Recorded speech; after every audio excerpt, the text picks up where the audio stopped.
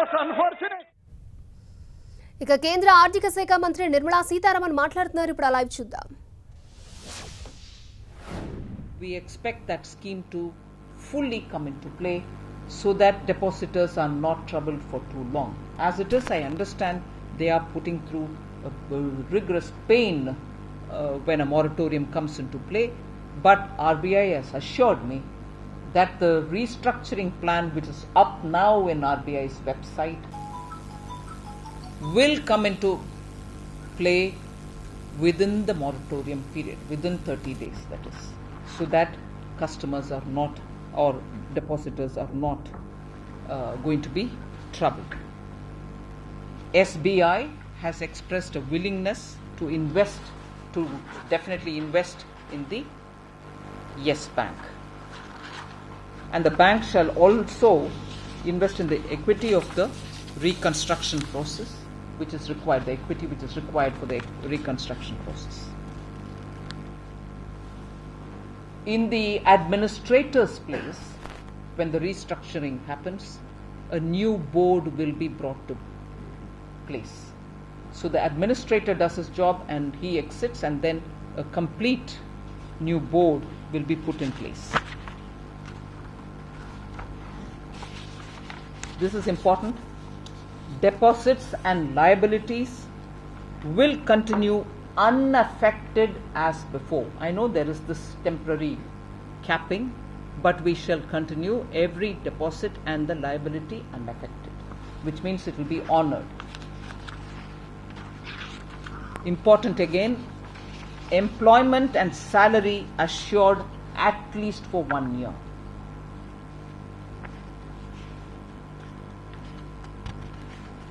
I've just given you some of the highlights of this scheme which the RBI has put up in its website. You're welcome to have a look at it. But if you very clearly look at the Yes Bank's problems, I would like to recollect the steps that I've been talking about. The bank was monitored very closely from 2017. The MD and CEO have been forced to leave as of September 18. RBI has appointed one of its former deputy governors onto the board of Yes Bank as a director. Then several enforcement actions have been taken up. One of the chairman himself had to come out because of the action by CBI. Regulatory violations, the guidelines have been violated, have been picked up, and fines have been levied. The bank was instructed to raise capital in a time-bound manner, for which the RBI gave 3 tranches of time. Each time a genuine attempt was made to bring in more capital, but each time it failed. As a result, nothing could go on. Particularly in the last 6 months, day-to-day monitoring has been kept up. I remember, and I'm sure many of you all will recollect, that I have repeatedly said I shall not allow any institution to fall off the cliff. I do now remember that I had said this in the context of NBFCs, but we also have been closely monitoring banking institutions and shadow banking institutions. For the last 6 months, the monitoring has been almost on an everyday basis. I would like to tell you that. And one indication, not so much to speak of or not so much to take names, but it is important for the media to also know the exposure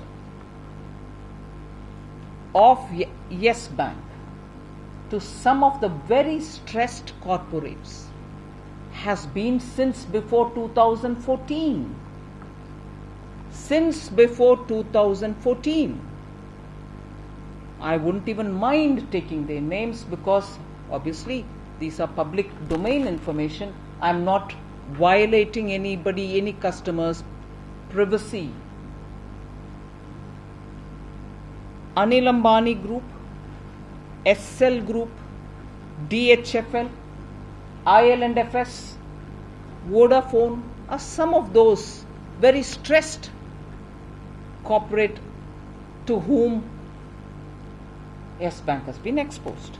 And this is from prior to 2014. Now if I say all this, why do I say it here? I see the opposition being very keen to point a finger at us.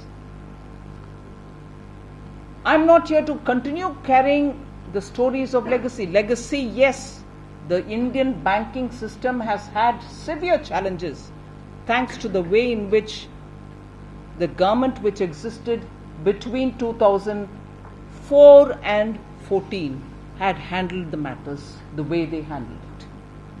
But I'm not saying it because I have to put the blame on them, but I have reasons to put the blame on them. I'll give you even instances. They are telling us about, oh, look at the way you've handled it. Yes bank is no bank, you don't know how to handle it. Again, the so-called self-appointed competent doctors are saying this.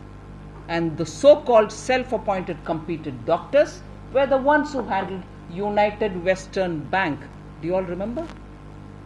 United Western Bank, which collapsed in 2006, almost on the verge of collapse, 2006, forcefully merged with IDBI. And today, if I have problems restoring some good health of IDBI, I'm giving you a pointed example of how competent, self-appointed competent doctors had handled United Western Bank's merger with IDBI.